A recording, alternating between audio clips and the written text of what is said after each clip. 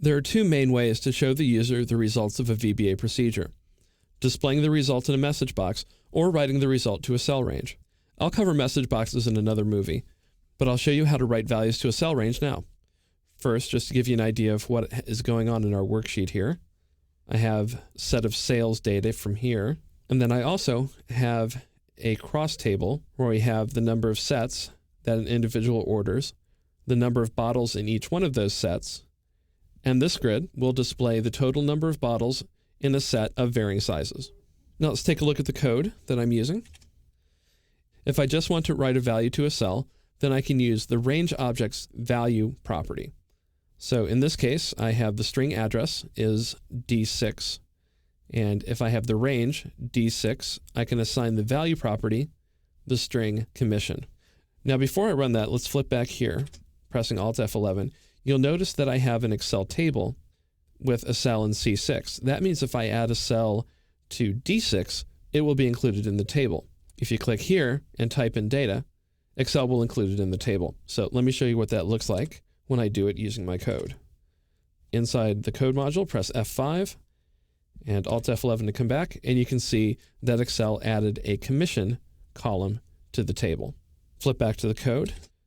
Now you notice that I used a variable to assign a value to the range.value property, and I also used a variable to assign the address. Even though you can use a variable as the range, you can't perform a calculation in the reference. In other words, there's no way to write a version of range D6 that performs the calculation range D6 plus one row. Yes, you can use the offset property, but that takes time and it can be a bit clunky. Instead, you can use the cells.value property to write and read values. I do that here in this cells command. The cells command has two arguments. The first is the row, and the second is the column. Now remember, that order is the opposite of what you do here when you're typing out an address literally.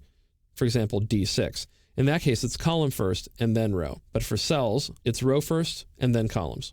In this subroutine, to calculate the row number, I find the row number of the current cell, that's the active cells row property, and add it to this integer here, which is in the counter. So for example, if the active cell were in row number 1, and I were counting here 1 through 7 the first time through the for next loop, then the row number would be the row number of the active cell, which is 1, plus 1, which is the value of the row counter variable at this point.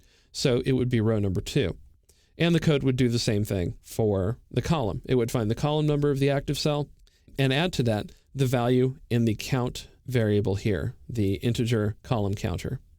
When I run this code, it's going to create an array of values. And I have chosen as my starting cell, cell F5. So that means that the first value will go one cell to the right and one cell below F5. So in other words, it should end up in G6. So when I press F5 and press F11 to move back, you see that indeed F5 is the active cell, and the Excel VBA code filled in the values in the interior of my grid. Writing values into an Excel worksheet is fairly straightforward, but you should be on the lookout for opportunities to use the cells objects value property instead of more complex methods using other properties.